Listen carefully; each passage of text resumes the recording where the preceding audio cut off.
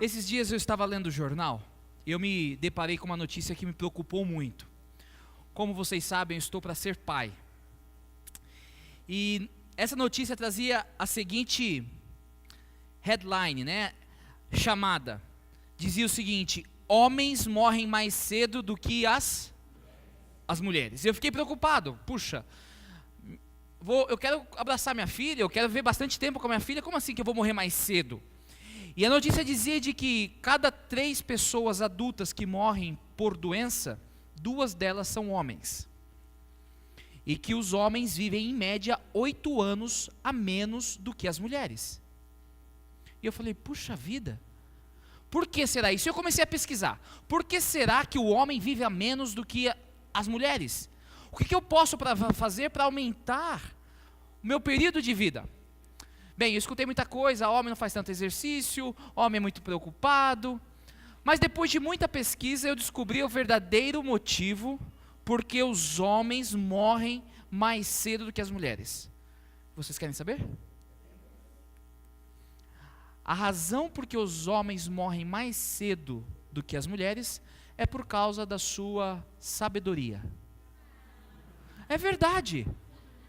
É verdade, essa foi a conclusão que eu cheguei, e eu trouxe a prova, e a prova é o seguinte, olha aqui, olha a sabedoria dos homens, olha porque eles morrem mais cedo, olha esse homem aqui arrumando o carro, olha a maneira que ele foi arrumar um carro, olha esta aqui, olha esse homem trabalhando em cima de um prédio, dá para imaginar? Olha esse aqui, foi comprar um computador novo, andando em cima do carro, é um homem muito sábio, é por isso que morre mais cedo, não tem explicação. Olha esse aqui, e cortando a relva em cima de uma escada, uma outra escada e cortando. Olha esta aqui, foi limpar o ar-condicionado. A razão por que os homens morrem mais cedo que as mulheres é que são muito sábios. Olha aqui, olha essa sabedoria, tem explicação essa sabedoria? E esta aqui então, esse rapaz limpando a janela, mas essa janela, quem não limpa a janela? Muitas vezes tem que limpar a janela, mas olha a altura que ele se encontrava. Olha por quê, esse aqui arrumando as coisas, olha a segurança, e esse aqui, né, fazendo a barba, a mulher bonita passando, é por esta razão que os homens morrem mais cedo, por causa da sabedoria dos homens. Uma boa noite para você, uma boa noite para você que está nos acompanhando via internet, nós temos várias pessoas de vários países nos acompanhando. É um prazer estar aqui com vocês na igreja de Dom Pedro II. E eu vou dar um prêmio aqui. Se você souber recitar o nome completo do nosso Dom Pedro II, que são acho que 17 nomes, né? Vai levar um brinde. Então nessa semana, se quiser, você pode aqui falar. A igreja de Dom Pedro II se encontra aqui na cidade de São José dos Campos. E eu quero agradecer à igreja, os líderes da igreja, porque se você falasse e visse como essa igreja estava 2 semanas atrás, você falou assim, não, isso aqui não ia acontecer nenhum evento, está tudo bonito, tudo ajeitado, e eu agradeço a Deus e louvo a Deus por isso. Mas nós estamos aqui para aprendermos um pouco mais de Deus, queremos começar o ano da maneira correta. Eu hoje estou usando essa gravata é nova, quem deu essa gravata foi a minha irmã. Falei assim, vai começar o ano correto, né? Vamos começar com uma roupa nova. E tem muitas crendices, né? Alguns deram 7 pulinhos na virada do ano. Alguns dizem que tem que colocar aí dinheiro no bolso para ter dinheiro o ano todo. Quantos fizeram isso? Quantos colocaram dinheiro no bolso? Eu não tinha, então não tinha para colocar, né? Tudo bem que falaram um dia desses que pastor ganha 10 mil reais. Eu estou procurando qual local que paga 10 mil reais. Alguns falam que tem que vestir de branco. Você quer ter um ano bom? E a gente pode falar nisso, né? Porque estamos no dia 4 do mês de janeiro do ano 2013. Quer ter um ano bom? Comece com Deus. Por isso nós estaremos 10 dias aqui, estudando o Salmo 15. E esta série é chamada Os Convidados de Deus. E eu quero ler com você o Salmo 15. Eu quero ler, não é um salmo tão grande como o Salmo 119, é um salmo de apenas 5 versos. Então não vamos demorar muito. E eu vou ler aqui numa versão chamada A Mensagem, que é uma versão bem contemporânea. Talvez você não seja tão semelhante à sua versão, mas é uma versão que pode nos ajudar muito, Salmo 15. Eu vou ler os 5 versos, e na mensagem eu leio da seguinte maneira: ó Eterno, quem é convidado para jantar na tua casa? O que fazer para entrar nesta lista? Ande direito, faça o que é certo, fale a verdade, não machuque seu amigo, não acuse o próximo, menospreze o desprezível, mantenha sua palavra mesmo quando tiver prejuízo, viva de maneira honesta, jamais aceite propina, você nunca entrará na lista negra se viver desta maneira. Que forma interessante de apresentar. Mas a grande pergunta do Salmo 15 é a seguinte, e nós lemos no verso 1, na versão revista atualizada, que provavelmente aqui você tem: quem, Senhor, habitará no teu? Não, deixa eu combinar algo com vocês. Toda vez que vocês virem a palavra em amarelo, pastor, eu não sei qual que é amarelo. Amarelo é aquela cor mais dourada. Mas pastor, o que é dourado? O que não é branco? O que é branco? Aí você já complicou. Mas toda vez que você ver a palavra em amarelo, quem deve ler é quem? Então vocês já sabem, né? Você já conhece. Então eu quero ver. Vamos fazer aqui praticar um pouquinho. Quem, Senhor, habitará no teu? Agora, eu escutei. Agora vamos fazer o seguinte, vamos ler de novo, treinar com o pessoal que está em casa nos assistindo, tá? Então você em casa vai falar. É para falar alto porque a gente tem que escutar aqui, né? Quem, Senhor, habitará no teu? Não, é só o pessoal de casa agora, tá? Só o pessoal de casa. Vamos ver se a gente escuta o pessoal de casa. Tem que ficar em silêncio. Quem, Senhor, habitará no teu? Vocês escutaram? Pela fé você tem que escutar. Quem, Senhor, habitará no teu? Quem há de morar no teu? A pergunta do Salmo, eu acho que é a pergunta mais importante que nós temos. Quem vai habitar, quem vai morar com Deus? Quantos querem morar com Deus aqui? Amém. Você que está em casa quer morar com Deus também, levante a sua mão. Quem vai morar com Deus? Esta é a grande pergunta que o salmista faz. Quem vai habitar na casa de Deus? Quem faz parte da lista dos convidados? Se você se lembra, lá em João 14, de 1 a 3, temos palavras célebres de Jesus. Não se turbe o vosso, credes em Deus, crede também em mim. Na casa de meu pai, ao quê? Há muitas moradas. Se não fosse assim, eu vou-lo teria dito, e vou preparar-vos. Deus foi preparar um lugar para cada um de nós. E quem vai morar com Deus? Esta é a grande pergunta. E se você ler o Salmo 15, você vai ver ali pelo menos 10 pontos. E alguns perguntam, será que Deus agora deu uma lista de coisas que a gente precisa fazer para morar com Ele? E eu quero deixar bem claro, que para você morar com Deus, não tem nada que você possa fazer. Porque ninguém é digno, e ninguém pode fazer algo que o leve ao céu, ou para obter a salvação. A salvação é um presente de Deus, e nós lemos isso lá no livro de Efésios, no capítulo 2, verso 8 e 9. Pois pela graça de Deus vocês são salvos por meio da fé. Isso não vem de vocês, mas é um presente dado por Deus. A salvação não é o resultado dos esforços de vocês, portanto, ninguém pode se orgulhar de tê-la. A Bíblia nos afirma que a salvação é um presente de Deus, que não há nada que você possa fazer ou deixar de fazer para obter a salvação. Então, quais são as pessoas que são convidadas a morar com Deus? Todas as pessoas. Todas as pessoas são convidadas a morar com Deus. Deus dá a oportunidade e o privilégio para que todos possam habitar no seu santo monte. Por isso que Jesus disse, eu vou preparar um lugar para você. Jesus ali não disse, olha, eu vou preparar um lugar para aqueles que fizerem isso, aquilo, outro. Não, Jesus falou assim, eu vou preparar um lugar para você. Há uma história na Bíblia que se encontra em Mateus capítulo 22, versos 1 a 14, é o banquete do casamento, é uma história que Jesus contou. E nessa história ela falou que o rei convidou quantas pessoas? Todas as pessoas, quer boas, quer más. Deus convidou todas as pessoas para estarem com Ele, mas uma pessoa foi expulso da festa. E vocês se lembram por que ele foi expulso da festa? Porque ele rejeitou o presente de Deus. Ele rejeitou o traje que o rei apresentou. Queridos, quando nós aceitamos o presente de Deus, você está apto para morar com Ele. Mas você precisa aceitar este presente. E a graça de Deus não é algo estática. Hoje se prega muito a graça barata. A graça teve um preço muito alto a ser pago. Foi o preço do sangue de Cristo Jesus. Não pode dizer que a graça é de graça. Não, a graça é algo caro. O maior tesouro foi dado para obter a graça, mas é oferecido para cada um de nós de forma gratuita.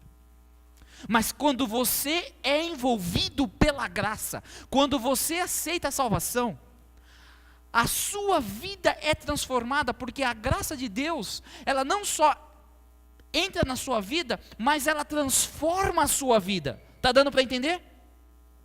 Quando a graça de Deus toma conta de você, você começa a melhorar. Sabe quando você ganha um emprego melhor, você ganha um pouquinho mais de dinheiro, o que você começa a fazer? Guardar? Não, você começa a gastar o quê? Mais. Aí se for aumentando, você gasta o quê? Mais. E quer viver de acordo com aquilo que você recebe ou deixa de receber. É assim ou não é? Da mesma maneira, a graça é um presente, é um tesouro. E quando esse tesouro chega na sua vida, você vai começar a viver de acordo com esse tesouro. E de acordo com esse tesouro são as bênçãos de Deus. Quando nós lemos o Salmo 15, nós vemos ali 10 itens. 5 positivos e 5 negativos. Mas essas 10 pontos não são listas para você alcançar a salvação.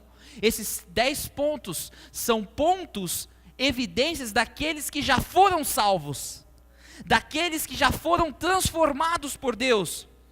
A descrição do Salmo 15 é a descrição de alguém que já foi transformado por Deus. E a Bíblia nos diz: pelos seus frutos os conhecereis. Por isso é importante nós estudarmos o Salmo 15 para podermos compreender se a transformação, que a salvação opera em cada um de nós, está sendo real na nossa vida. Por isso queremos começar o ano transformando a nossa vida. Não pelo poder nosso, não pelas palavras de um pregador, mas pelo poder de Deus. E nós iremos estudar a cada noite um pouquinho do Salmo 15. E a minha oração é que quando chegarmos ao final dessas 10 noites, nós possamos sentir Deus falando ao nosso coração e transformando a nossa vida. E hoje nós queremos começar a responder essa pergunta tão importante do Salmo 15, verso 1. Quem, Senhor, habitará no teu? Quem há de morar no teu? E para isso, para respondermos essa pergunta, eu quero convidá-lo a orar, para que possamos desta maneira pedir a iluminação do Santo Espírito de Deus. Oremos. Querido Pai, neste momento que iremos estudar o que a graça, o que a salvação faz na vida daqueles que aceitaram a Cristo Jesus como Senhor e Salvador, que nós possamos ter a orientação divina, que nós possamos ter a iluminação do Santo Espírito. Pai, que o Santo Espírito possa mover-se entre nós. Se houver algum mal ou algo que possa atrapalhar a Tua palavra, que isto possa ser banido daqui. Senhor, me esvazia para que eu possa ser preenchido pelo Teu Santo Espírito e desta maneira compartilhar as Tuas palavras, as Tuas ideias. Nos abençoe, ó Pai. E tudo isso nós lhe pedimos e agradecemos nos méritos de Jesus. Amém. Quem habitará no monte? Vamos começar lendo o verso 2. E no verso 2 nós lemos o seguinte: o que vive com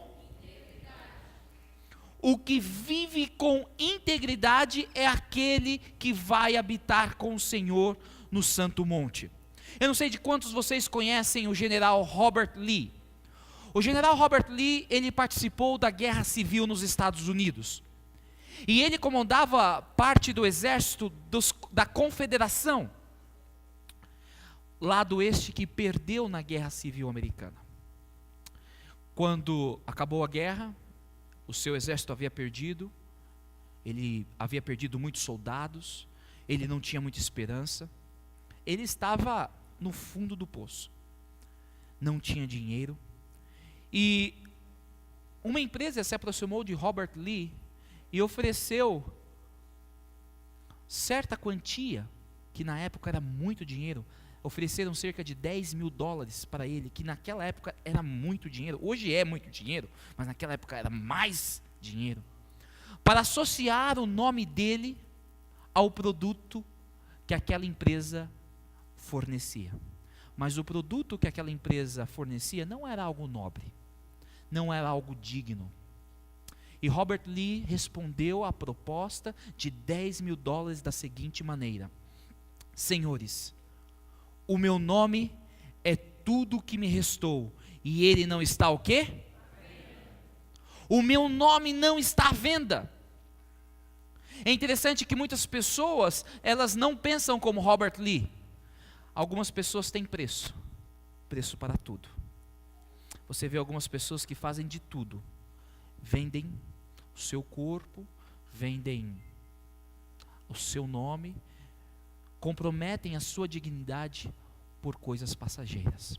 Um filósofo conhecido do nosso século, Immanuel Kant, ele disse o seguinte: no reino dos fins, tudo tem ou um preço ou uma dignidade. Ele falou, ou você tem um preço ou você carrega a dignidade. Quando uma coisa tem preço, pode ser substituída por algo equivalente. Mas ele diz, por outro lado, a coisa que se acha acima de todo preço, e por isso não admite qualquer equivalência, compreende uma dignidade. Só existe dois lados da moeda: aquele que se vende e aquele que diz, eu não tenho um preço, eu tenho uma dignidade. E a realidade que nós vemos hoje é que no mundo, pessoas vendem a sua imagem, pessoas vendem o seu caráter, pessoas vendem qualquer coisa por alguns trocados de dinheiro. Esses reality shows que nós temos, e alguns vão começar agora nesses dias, e eu aconselho que você não assista, porque ali não ensina coisa boa nenhuma, só porcaria. Lá as pessoas já começam, nos primeiros dias de conversa desses reality shows, é o seguinte: quanto é que vão te pagar para você posar nua? Qual que é o seu preço? É assim ou não é? Qual é o seu preço? Muitas pessoas estão vendendo a sua dignidade, o seu nome, por um prazer instantâneo e momentâneo. Muitas pessoas preferem estragar a sua família, estragar o seu lar, por um prazer momentâneo. Parece que não dão valor ao seu nome, não dão valor à instituição chamada lar, casamento. Pessoas vendem a sua virgindade. E muitas vezes não estou falando de preço, simplesmente por um momento passageiro e transitório. E esta é a sociedade que nós vemos. E vivemos uma sociedade que se vende, uma sociedade que não se importa com as coisas. Uma sociedade que está se corrompendo, onde os valores morais, os princípios, não são respeitados. E o que nós mais vemos hoje é a falta de homens e de mulheres, não do sexo masculino ou do feminino, mas de homens que cumpram a sua palavra. Você já percebeu como as pessoas mudam de opinião tão rápido como trocam de roupa? Por isso há um texto que eu gosto muito, um texto escrito por uma grande autora, que eu acredito que foi inspirada por Deus, Ellen White. No livro Educação, na página 57, ela escreveu: a maior necessidade do mundo é a de... Não, foi devagar demais. Estão acordados ainda? É 8h30 ainda. A maior necessidade do mundo é de... homens que não se comprem nem se vendam. Homens que no íntimo da alma sejam verdadeiros e honestos. Homens que não temam chamar o pecado pelo seu nome exato. Homens cuja consciência seja tão fiel ao dever como a bússola o é ao polo. Homens que permaneçam firmes pelo que é reto, ainda que caiam os céus. Que texto poderoso! A maior necessidade do mundo é de homens, e quando ela fala de homens aqui, ela está falando do senso genérico. Homens e mulheres, homens que sejam retos, homens que façam as coisas certas. Deus está à procura de homens fiéis a Ele, homens que não se vendam, homens que não permitam ser corroídos, comprados. Deus está à procura de homens que vivam com integridade. E esta palavra que nós encontramos logo no começo do Salmo 15. Aquele que vai habitar com o Senhor são aqueles que vivem com integridade. Mas o que seria integridade?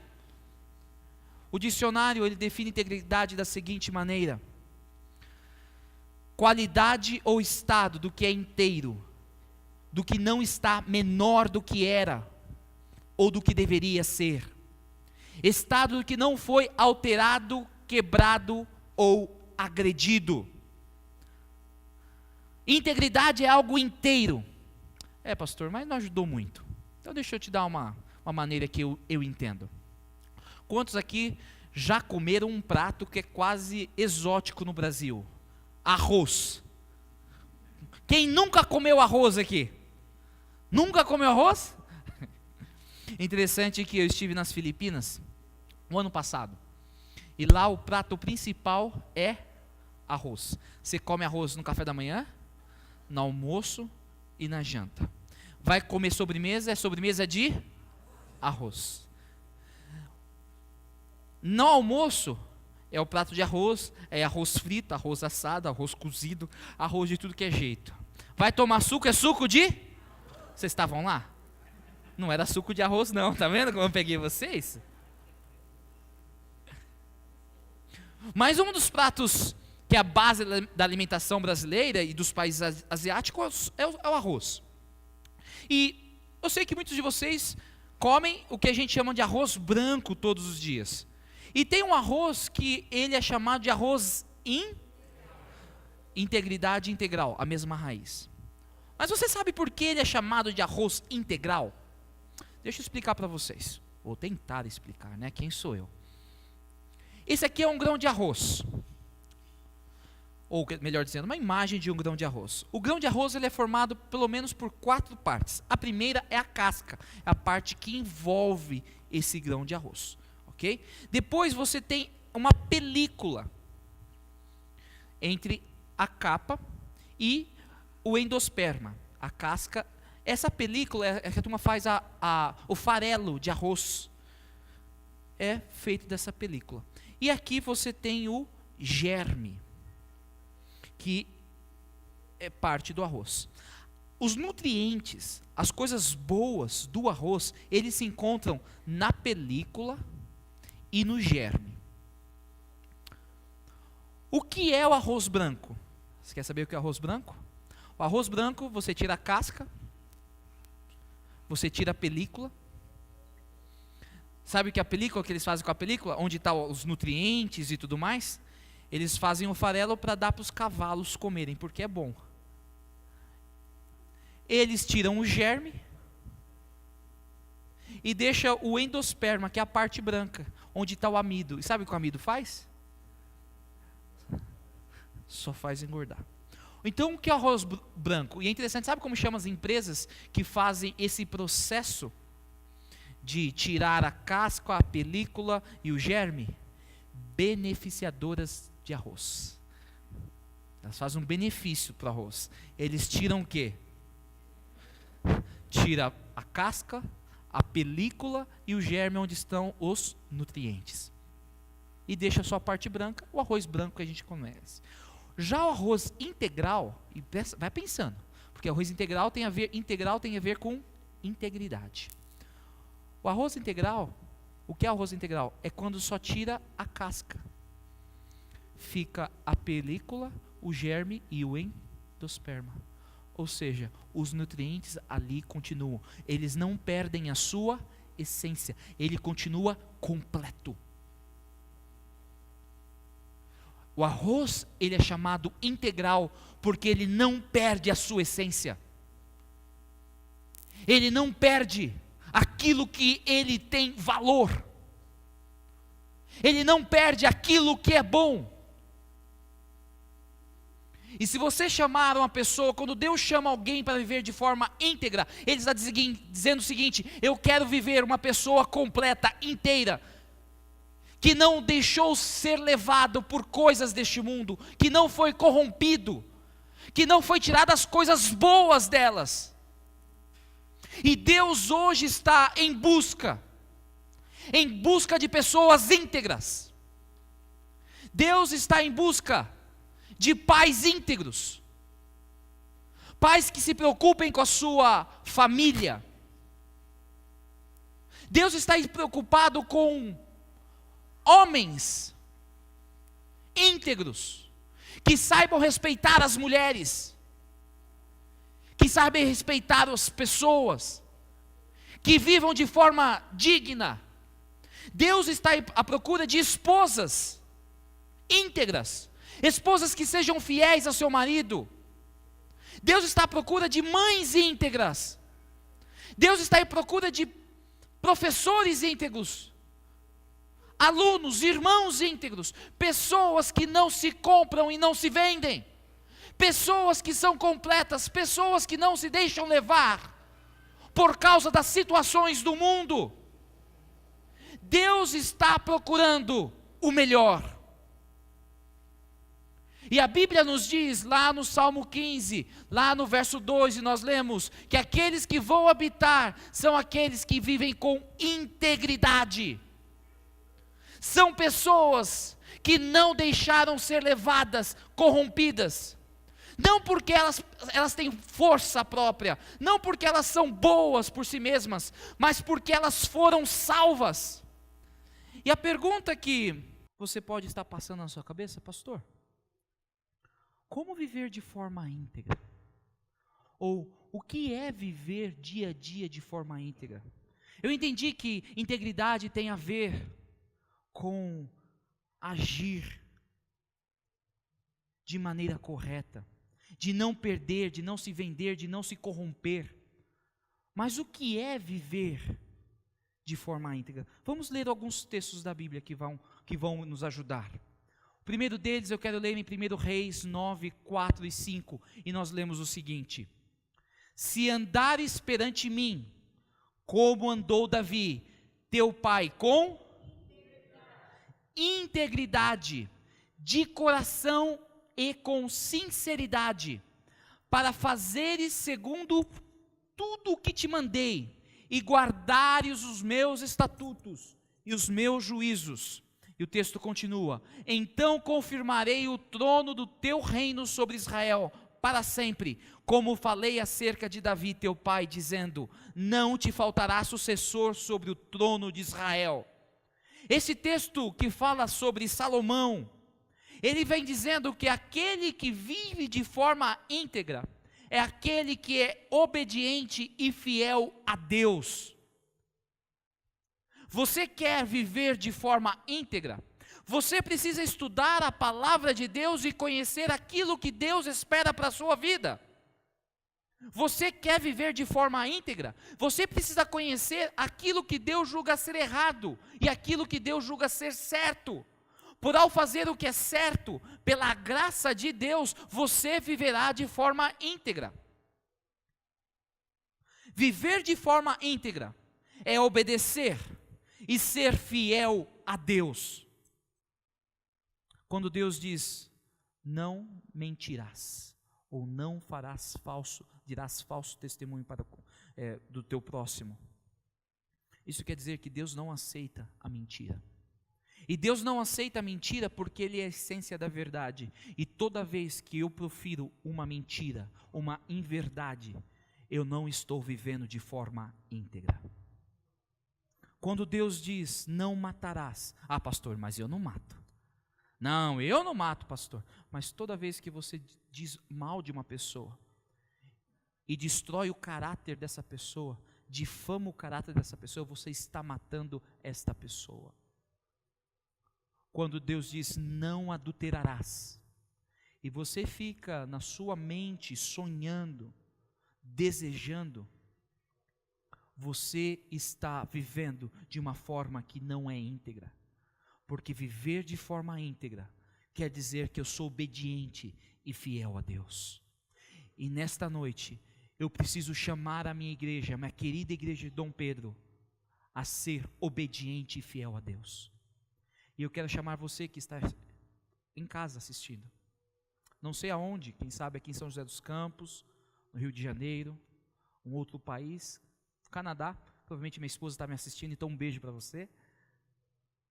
Viver de forma íntegra é ser fiel e obediente a Deus. Mas não para por aí. Vamos ler um outro texto. Jó 2, verso 3, nós lemos. Perguntou o Senhor a Satanás: observaste o meu servo Jó?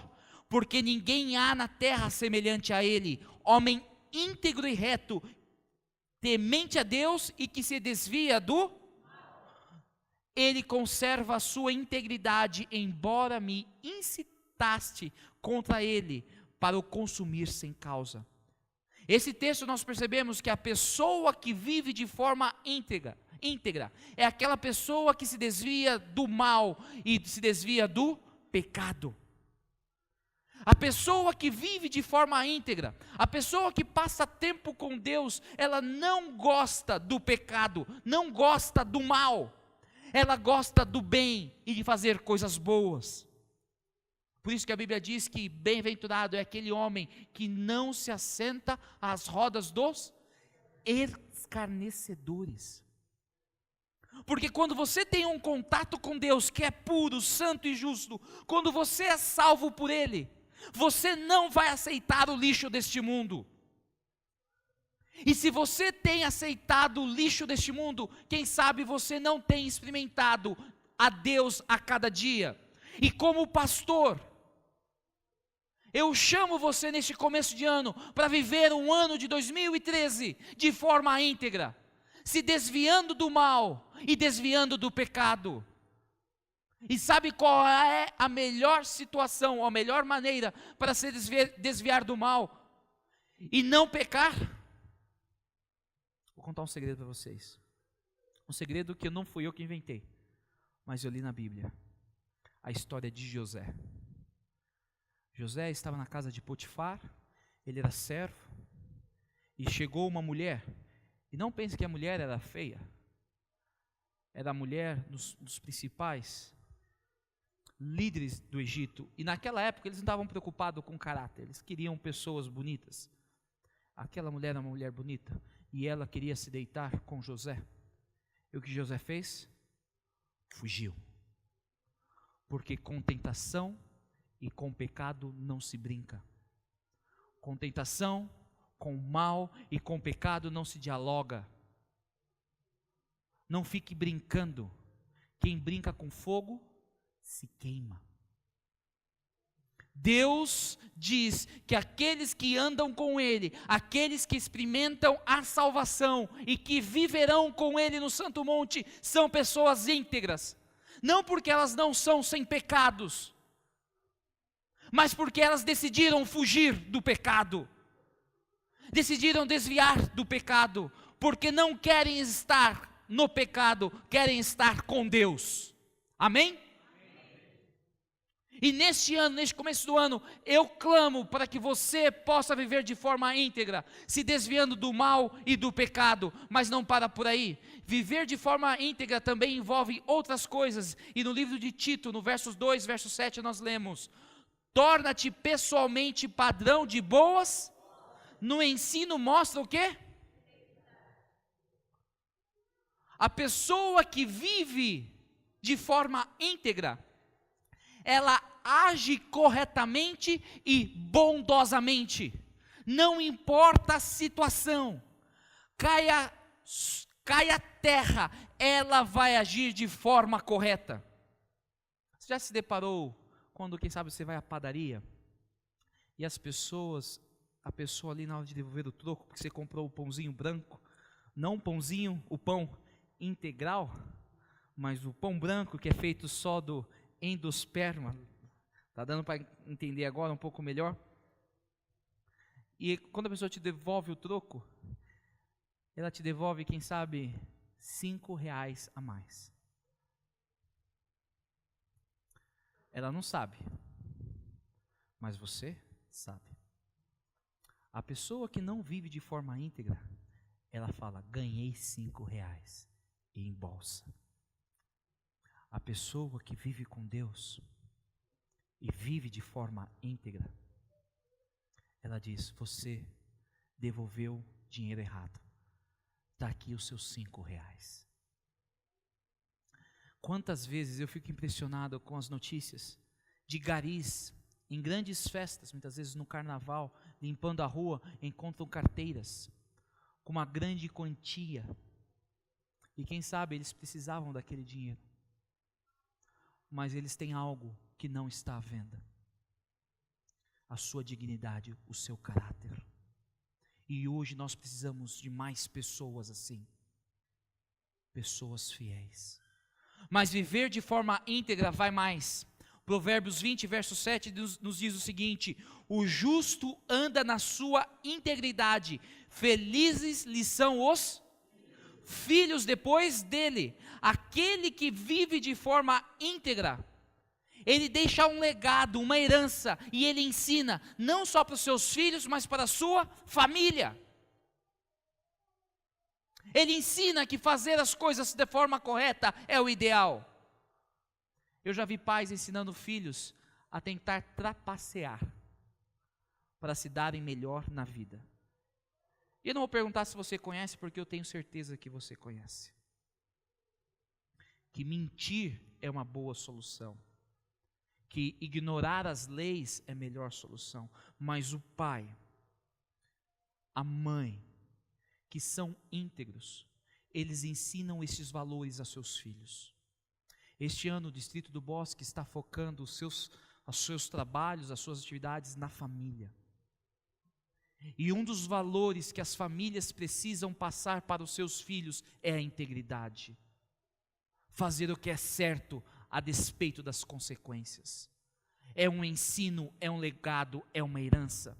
Talvez você não tenha condições de deixar para o seu filho uma herança ou uma casa. Pelo contrário, quem sabe você vai deixar para o seu filho uma dívida. E cada vez que eu me aproximo de ser pai, eu começo a pensar nessas coisas. O que eu vou deixar para minha filha? Eu já paro de tomar meu sorvete. Não vou tomar esse sorvete e guardar para minha filha. Talvez você não tenha dinheiro para deixar nada para o seu filho. Mas a maior herança que você pode passar para o seu filho, o maior legado que você pode deixar, é a integridade. E quantas pessoas já ouvi, meu pai não deixou nada em recursos financeiros, mas deixou o meu caráter. Pais, não mintam. E não mintam na frente dos filhos.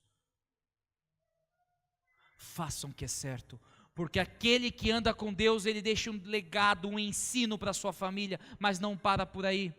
Provérbios 28, 6 nos diz o seguinte, e aqui é a última forma de viver de forma íntegra que eu quero destacar nessa noite. Melhor é o pobre que anda na sua integridade do que o perverso nos seus caminhos, ainda que seja rico. A Bíblia está dizendo que a pessoa que anda de forma íntegra, a sua prioridade não são os dinheiros, os tesouros, os recursos. A sua determinação não é se dar bem na vida, mas é viver de forma íntegra. E a Bíblia diz, é melhor você ser pobre e viver de forma íntegra, do que ser um rico abastado, mas ser um perverso. A Bíblia diz, e nas palavras de Jesus, Do que vale o homem ganhar o mundo inteiro e perder a sua alma? Aqui eu não estou dizendo que você precisa ser pobre. Aqui eu não estou dizendo que você precisa ter essa ideia de que precisa não ter nada na vida. Não, homens bons. A Bíblia relata de homens que tinham muitos recursos financeiros. Mas a questão é como você alcança tais recursos. Sabe, dinheiro amaldiçoado. Por isso Deus fala, é melhor você ser pobre, mas limpinho, do que sujo e rico. Integridade, a despeito da situação. Por isso, eu poderia terminar lendo aquele texto de Ellen White que nós lemos no livro Educação, página 57. A maior necessidade do mundo é a de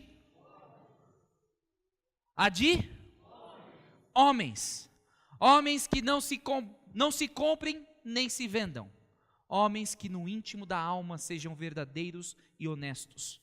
Homens que não temam chamar o pecado pelo seu exato nome. Homens cuja consciência seja tão fiel ao dever como a bússola o é ao polo. Homens que permaneçam firmes pelo que é reto, ainda que caiam os céus.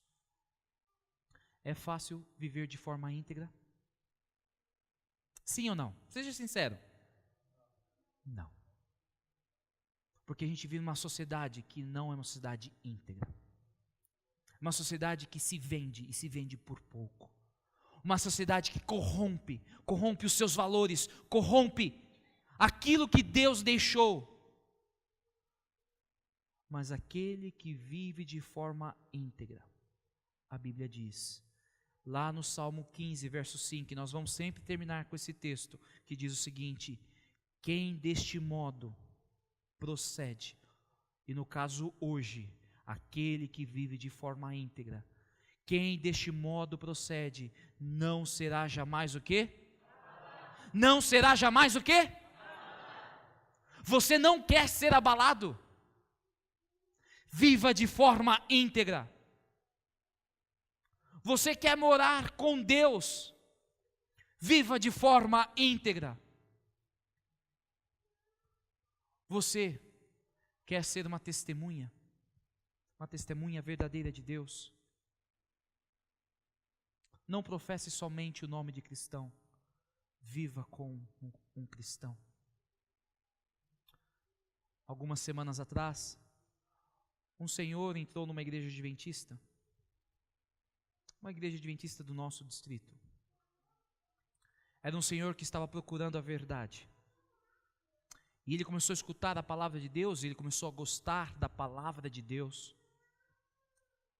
Mas aquele senhor, um dia, viu uma pessoa recolhendo a oferta. Uma pessoa que devia dinheiro para ele, havia falado mal dele. E aquela pessoa indignada que estava conhecendo e buscando a verdade, saiu da igreja e falou: se aquele senhor é líder dessa igreja, eu não quero ser dessa igreja. Integridade. Fazer o que é certo, a despeito das consequências. Amigos, quem está falando aqui não é uma pessoa perfeita. Não é uma pessoa que não tem nada a melhorar. Pelo contrário, eu tenho muito. E se você perguntar para minha esposa que convive comigo, ela vai falar um monte. Mas eu creio que Deus tem o poder de nos restaurar. Porque eu não quero que você saia daqui com uma sensação de ficar para baixo. Eu não sou uma pessoa íntegra. Eu falhei tanto. E quem sabe você falhou como pai, você falhou como uma mãe. Quem sabe você não se manteve completa e já perdeu a sua virgindade antes do casamento. Deus pode te restaurar. Deus pode tornar você uma pessoa íntegra novamente. Deus pode pegar os cacos que são da sua vida e transformar você numa pessoa completa, uma pessoa que vai morar com Deus. E para isso você só precisa fazer uma única coisa. Você precisa entregar o seu coração a Deus e pedir: Senhor, me perdoa. Senhor, eu falhei. Senhor, sem você eu não sou nada. Mas hoje eu escuto a sua voz. Eu escuto o Espírito Santo falando aos meus ouvidos, me chamando a viver de forma íntegra. E eu quero aceitar. Eu quero aceitar este perdão. Queridos, você pode até tentar viver de forma íntegra sem Deus. E pode até suceder em alguns momentos. Mas você não vai alcançar a salvação. Mas se você buscar a Deus, se jogar do jeito que você está, da maneira que você se encontra, Deus será capaz de operar um milagre na sua vida. E para isso, você precisa se entregar por completo, entregar o seu coração. Neste momento, eu quero convidar a Tassiane. A Tassiane vai estar conosco todas as noites, nesse momento especial. Ela vai cantar para nós todas as noites uma canção que vai chamar você a ser fiel. Uma canção que vai convidar você a entregar o seu coração a Deus. E qual será a sua resposta? Nesta noite, eu não queria sair daqui ou desligar os equipamentos sem dar a oportunidade de alguém se jogar aos pés da cruz e dizer: Senhor, me transforma, me lava, me transforma em uma pessoa inteira, completa. Eu quero viver de forma íntegra. Se você é uma dessas pessoas, que a mensagem de Deus tocou você esta noite, porque a mensagem de Deus é poderosa, porque a mensagem de Deus, ela consegue tocar nos corações. Se Deus falou ao seu coração nesta noite, eu gostaria que você se levantasse, enquanto ela canta, para que eu pudesse orar por você, para que Deus pudesse te transformar, te contemplar com um grande presente, o presente da graça. E ao ser contemplado pelo presente da graça, para que você possa ser uma pessoa íntegra. Por que não dizer hoje para Jesus: eu aceito, eu quero ser transformado, eu quero viver de forma íntegra.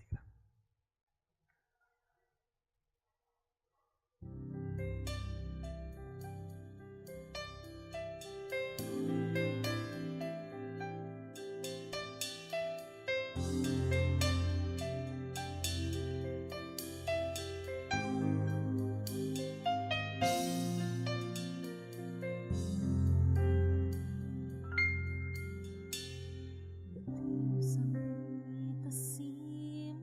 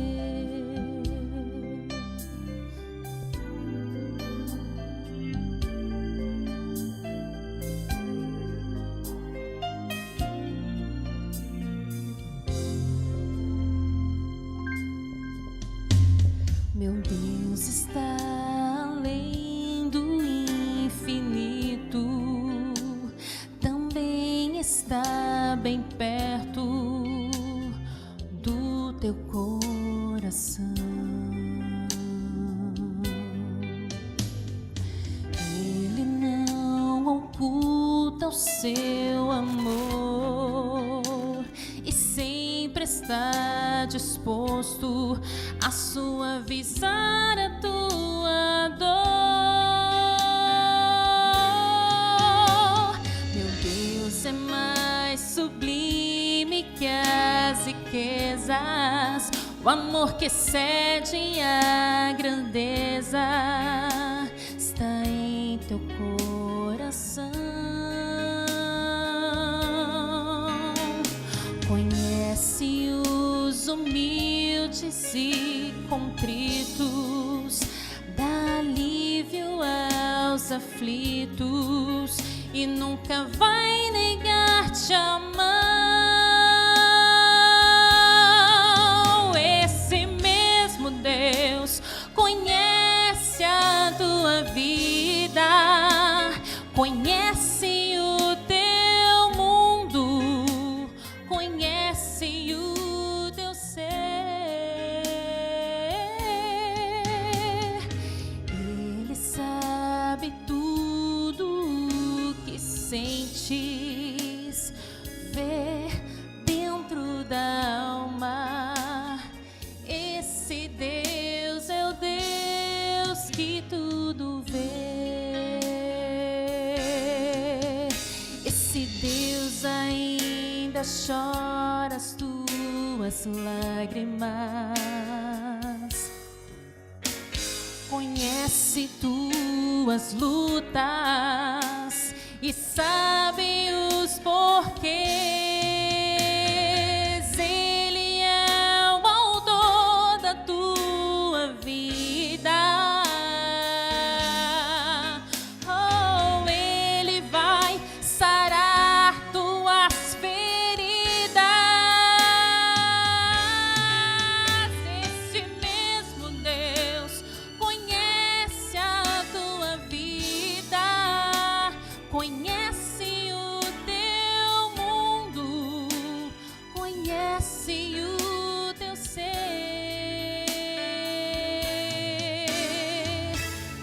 Ele sabe tudo o que sentes, vê dentro da alma.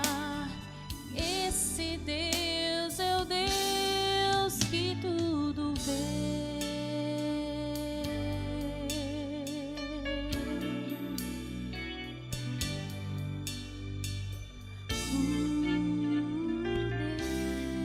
Deus que tudo vê. Vamos orar. Querido Pai, nós queremos agradecer porque nós temos um Deus que tudo vê. Um Deus que pode operar uma transformação. Um Deus que pode pegar uma vida despedaçada, corrompida, destruída pelo pecado e por suas circunstâncias, e transformar numa vida completa, pura, sem manchas, uma vida íntegra. Senhor, os teus filhos aqui na igreja de Dom Pedro e ao redor do mundo, através da internet, clamam ao Senhor neste momento: Senhor, transforma-me, eu quero ser íntegro. Senhor, que cada um de nós possamos escutar a voz de Deus e possamos viver de acordo com esta voz. Nos leve em segurança, ó Pai, e nos traga amanhã para novamente começarmos a nossa jornada novamente pelo Salmo 15 e aprendermos um pouco sobre aqueles que estarão contigo nos céus. Obrigado, Senhor, por esta oportunidade. E é no nome de Cristo que nós oramos. Amém.